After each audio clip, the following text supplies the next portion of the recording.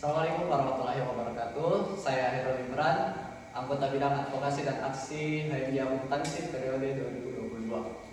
Nah, pada podcast kali ini kita akan membahas kasus yang sangat hangat yang terjadi di jurusan akuntansi Fakultas Ekonomi dan Bisnis Islam UI Alauddin Makassar.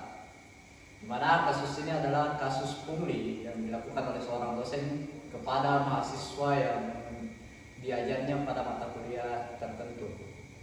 Kasus pungli ini adalah kasus yang tentunya sangat merugikan mahasiswa. Kenapa? Karena mahasiswa ini diwajibkan membeli buku dari dosen dengan harga yang cukup tinggi. Nah, tanpa berlama-lama lagi, langsung saja kita saling bertukar pikiran pada narasumber kita, yaitu Kakanda Alif yang akan menjadi narasumber kita pada hari ini. Bagaimana Kak kabarnya hari ini? Alhamdulillah. Oke, alhamdulillah. Iya. Jadi bagaimana nih pandangannya Kak Alif tentang kasus pungli yang terjadi atau kasus pungli yang dilakukan oleh dosen, di mana seharusnya itu kan dosen memberikan contoh yang baik kepada mahasiswanya, tapi ini malah memberikan contoh yang buruk. Bagaimana tanggapannya itu, Kak? Oke, baik. Bismillahirrahmanirrahim. Mengenai pertanyaannya tadi soal tanggapan dosen yang melakukan pungli terhadap mahasiswanya, itu merupakan sebuah tindakan yang menurut saya pribadi tindakan tercela. Mengingat bahwa dosen ataupun tenaga pengajar yang harusnya ditiru itu malah mencerminkan tindakan yang tidak etis gitu. Bahkan melanggar hukum. Alasannya jelas dari beberapa peraturan mengenai pungli dan juga yang sudah termaktub pada Undang-Undang Dasar. Pungli bisa dikategorikan sebagai tindak pidana, sebagai tindak pidana korupsi. Dia bisa masuk dan bisa digolongkan pada kategori seperti itu. Tapi mengingat lagi bahwa kasus pungli yang terjadi di UI Alauddin Makassar, di Fakultas Ekonomi secara khusus juga bukan kasus yang kali pertama terjadi. Oh, berarti ini sudah berulang. Nah, ini merupakan kasus yang kesekian kalinya, bisa dibilang yang kepuluhan, bukan kali pertama. Dan beberapa kasus yang terjadi pun metode-metode yang digunakan para pelaku kurang lebih hampir sama juga. Berarti ini kasusnya berulang dengan cara yang berulang juga. Nah, kurang lebih seperti itu. Ya, entah tujuannya apa, tapi itu menurutku sebuah tindakan yang sangat tidak mencerminkan lah sebagai tenaga pengajar, apalagi posisinya sekarang dosen kan. Iya. Jadi apakah memang ini karena adanya relasi kuasanya seorang dosen sehingga dia itu memiliki tekanan untuk kepada mahasiswanya agar dia itu melegalkan pungli ini? Mengenai relasi kuasa, jelas di situ bermain memang untuk para elit-elit kampus, karena tanpa relasi kuasa ya tidak akan jalan itu, tidak akan bisa berjalan lancar itu kan, tidak bisa berjalan secara mulus itu tindakannya. Berarti memang ada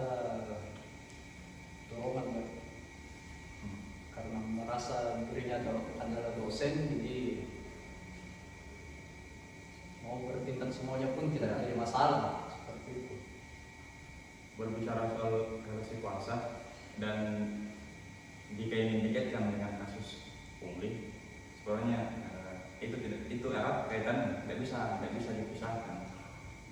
Beda halnya dengan katakanlah dosen-dosen baru yang masuk kampus, yang harus bisa untuk beradaptasi di lingkungan sekitar dulu. Tapi kalau posisinya dia sudah memegang jabatan, apalagi katanya ya, dosen ini juga pendidikannya tinggi, seperti lebih besar lah powernya, lebih besar kekuatannya dan lebih besar potensinya untuk melakukan tindakan seperti itu. Pun untuk melegalkan, saya rasa bisa dibilang seperti itu ya. Maksudnya dia yang legalkan sendiri tuh, karena adanya asas relasi tadi, adanya kuasa yang dia miliki sehingga dia ingin melakukan tindakan yang semena-mena gitu kan, tanpa mempertimbangkan bagaimana mahasiswanya ke depan. Seperti itu. Jadi kemudian kalau misalnya kasus pungli ini kan sudah lumayan lama, bahkan di lingkup Fakultas PEWI sendiri sudah sangat lama. Terus solusi apa kira-kira yang harusnya teman-teman mahasiswa ini hadirkan agar kasus ini tidak terulang kembali? Mengenai pertanyaan itu soal solusi yang ditawarkan, sebenarnya perlu kiranya sebuah riset yang matang mengenai bagaimana tanggapan tiap mahasiswa mengenai kasus ini, bagaimana kemudian respon yang hadir, begitupun dengan tawaran atas konsekuensi yang harus diterima untuk para pelaku pungli tersebut. Karena jelas kasus pungli yang terjadi di ruang kelas, karena kasusnya ini kasus pungli buku kan? Pungli buku yang dimana seorang oknum yang melakukan tindakan pungli buku terhadap mahasiswanya. Di situ posisinya saya dapat berasumsi bahwa yang menjadi pelaku, yang menjadi korban di sini kan bisa dibilang mahasiswa baru, yang dimana dia masih awam dengan dunia perkuliahan, sangat minim pengetahuan soal itu. Tindakannya yang hadir sebenarnya yang dilakukan oleh dosen, tenaga pengajar terkait kasus pungli ini sebenarnya sangat gampang untuk dipatahkan ketika seorang mahasiswa memiliki pengetahuan ataupun wawasan mengenai pungli itu sendiri. Artinya dia punya pegangan, dia punya argumentasi yang kuat untuk menjatuhkan ataupun mematahkan argumen-argumen dari pelaku pungli. Karena sudah banyak undang-undang yang menekankan, mengenai pungutan liar. Sudah ada di Undang-Undang Republik Indonesia tahun 2002, kalau tidak salah pasal 72. Pasal 72 itu soal hak cipta gitu. Dan juga dipertegas di tahun 2000, kalau tidak salah 2005 atau 2006, tahun nomor 44. Soalnya begini, mengenai pelanggaran kasus pungli tidak akan bisa jalan itu kasus pelaku, dalam hal ini tenaga pengajar, tidak akan lancar itu tindakannya kalau dia tidak memiliki link ataupun jaringan di luar. Maksudku begini, dia melegalkan tindakan tersebut terhadap mahasiswa baru yang minim pengetahuan, yang minim wawasan soal itu, dengan dengan landasan yang menurutku sangat gampang dibeli untuk dijatuhkan, dipatahkan begitu. Berarti sasaran pungli yang dilakukan dosen tersebut ini adalah mahasiswa baru yang masih Ya. awam. Jelas di sasarannya. Dan ada juga dukungan dari luar. Karena dosen ataupun tenaga pengajar itu bukan orang yang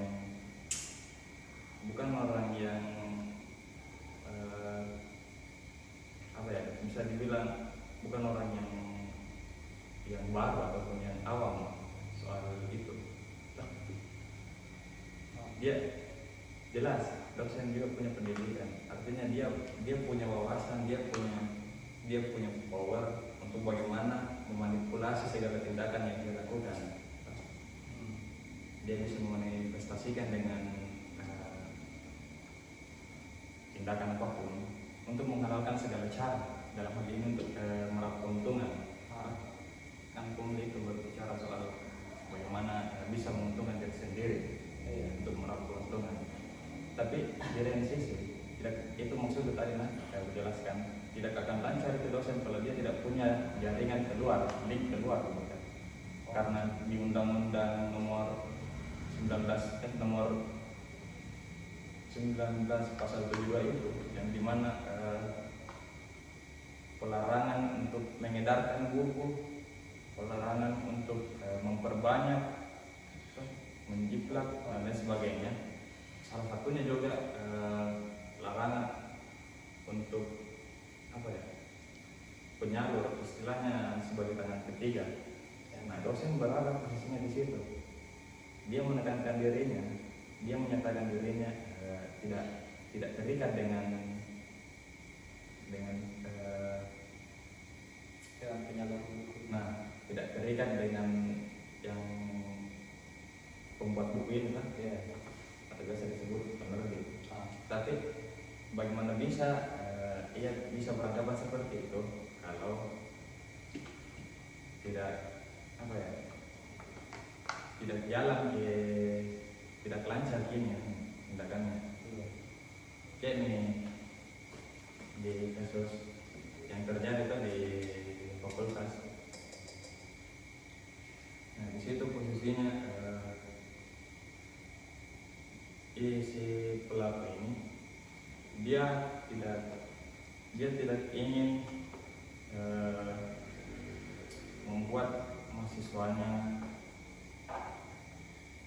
untuk berpikir yang kalau pragmatisnya bahwa ternyata si dosen yang jual buku, tapi karena adanya itu tadi adanya link dalam hal ini yang produksi buku, dan si dosen ini posisinya dia tangan kedua ataupun tangan ketiga, dia penyalur yang memobilisasi.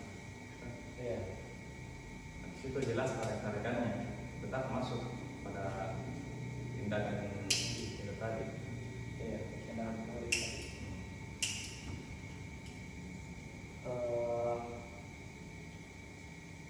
Berarti untuk mencegah hal ini, mahasiswa terkhususnya mahasiswa baru yang masuk di kampus ini harus diberikan pemahaman lebih lagi untuk bisa mematahkan argumen dosen yang katanya ini harga dari penerbit seperti itu, untuk supaya kasus ini tidak terulang lagi seperti itu.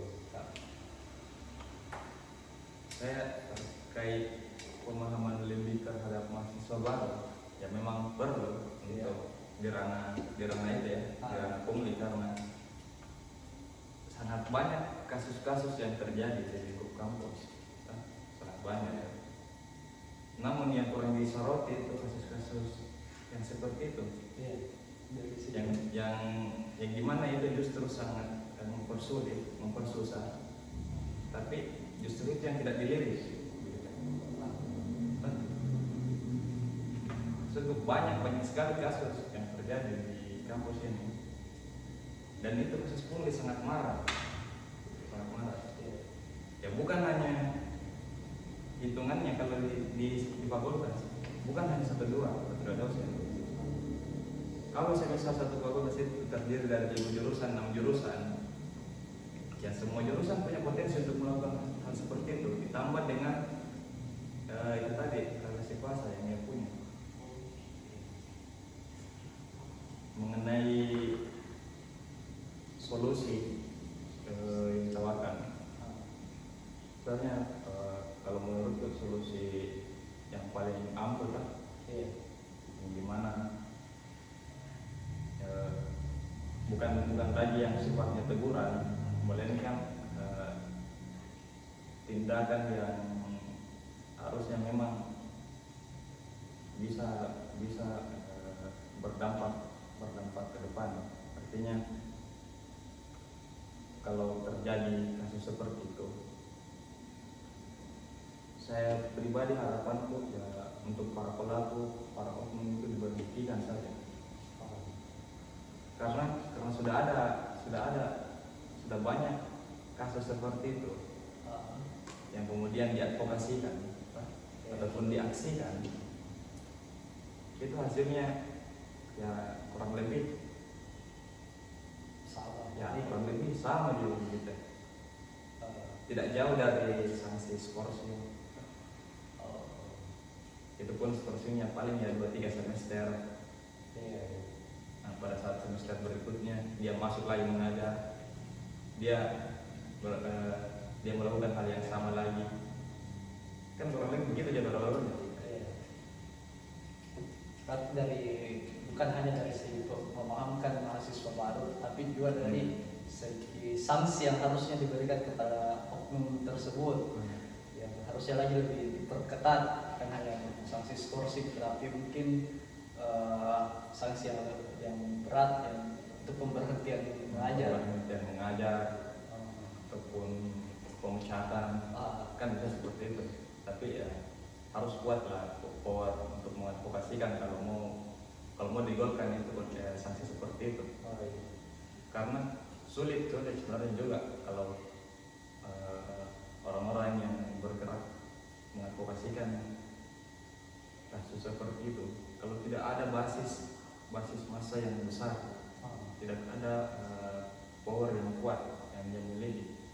Kalau hanya sebatas argumen, ya semua orang juga saya rasa bisa berargumen.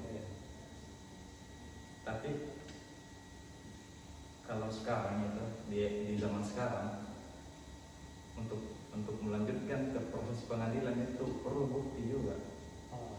Serasional apapun alasan-alasan yang dilontarkan, kalau tidak ada bukti itu kali nol. Begitupun sebaliknya, kalau cuma bukti yang dipunya, terus kita tidak dapat berargumen ataupun tidak dapat merasionalkan itu, ya kali nol juga. Artinya harus punya dua senjata ini untuk maju ke jalur peradilan, untuk maju untuk jatuhkan nanti itu kan tindakan-tindakan seperti itu. Kalau begini juga sebenarnya perlu juga itikat baik dari pimpinan ya, mengenai kasus seperti ini. Karena itu tadi pernyataan bukan ini kurang dilirik, makanya perlu itikat baik dari pimpinan agar kasus-kasus yang selama ini dikesampingkan itu bisa terkuak, bisa naik lagi ke permukaan. Karena kalau ketika pimpinan saja yang mendiamkan kasus seperti ini, artinya secara tidak langsung dia mengaminkan untuk tindakan ini menyebar makin banyak, makin marah, sehingga turunannya itu mulai dari pimpinan fakultas ataupun pimpinan di masing-masing jurusan harusnya peka. Itu yang contoh pimpinan dari atasnya begitu. Karena susah sebenarnya bergerak kalau pimpinan saja tidak peka soal itu. Dan kasus yang terjadi di fakultas kurang lebih begitu yang aku bilang tadi. Tidak ada itikat baik dari pimpinan. Justru karena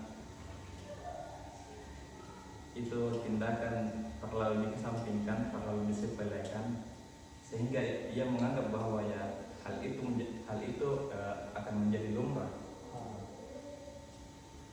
sehingga ia tidak memikirkan bagaimana ke depan mahasiswanya kan? Iya. Karena percuma sebenarnya, percuma tinggi wawasan tak, tinggi ilmu tak, kalau konsep keberpihakan saja kita tidak paham, konsep keadilan saja kita tidak paham, dan itu yang coba dihilangkan. Jadi itu tadi, jadi selain kita butuh juga dukungan dari teman-teman untuk mengenai kasus ini agar kasus ini tidak lagi berlanjut dan dianggap menjadi budaya, mungkin saya harap dan saya minta kepada teman-teman sekalian untuk tidak pasif kawan-kawan terhadap kasus ini, karena kasus ini adalah kasus yang berulang dan tentunya akan merugikan untuk kedepannya nanti. Selain itu juga selain dari teman-teman mahasiswa, saya juga ingin mengajak kepada para dosen, para pimpinan jurusan, fakultas, bahkan pimpinan universitas lagi untuk kiranya lebih peka terhadap masalah pungli ini, karena jujur banyak sekali mahasiswa yang resah terhadap kasus pungli ini. Dan mungkin dari perbincangan saya dengan Kakanda Alif itu kedepannya kasus pungli ini bisa berangsur-angsur menghilang dari kampus kita tercinta, khususnya di fakultas kita, yaitu Fakultas Ekonomi dan Bisnis Islam itu sendiri. Mungkin ada kata-kata atau question hari ini kali sebagai penutup mengenai kasus pungli ini, soalnya satu gerakan yang sangat berpotensi untuk menumbangkan tindakan-tindakan seperti itu, dalam hal ini tindakan pungli, yaitu dengan melancarkan gerakan-gerakan kecil.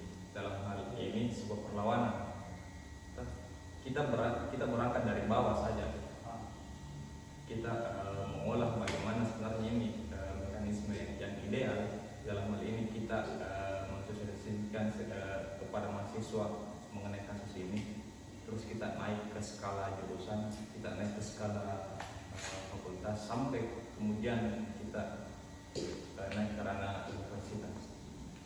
Karena segala tindakan yang dilakukan tidak ada tindakan yang sia-sia, apalagi tujuannya untuk mencari sebuah kebenaran. Mungkin saya seperti itu. Oh iya, baik. Itulah tadi penyampaian dari Kakak Alif. Saya banyak terima kasih nih Kak atas waktunya dan buat pikirannya untuk berbagi kisah dan atau berbagi pengetahuan tentang kasus pungli yang terjadi di kampus kita ini. Ya, harapannya itulah tadi lebih mungkin kepada teman-teman yang lebih aktif lagi dalam pengadvokasian, karena kita butuh juga basis massa kawan-kawan. Dan tidak hanya dari kawan-kawan mahasiswa, kita juga butuh kepekaan dari pimpinan, baik dari dosen sampai ke tingkat universitas. Mungkin sekian saja dari podcast hari ini. Lebih dan kurangnya mohon maafkan. Wassalamualaikum warahmatullahi wabarakatuh.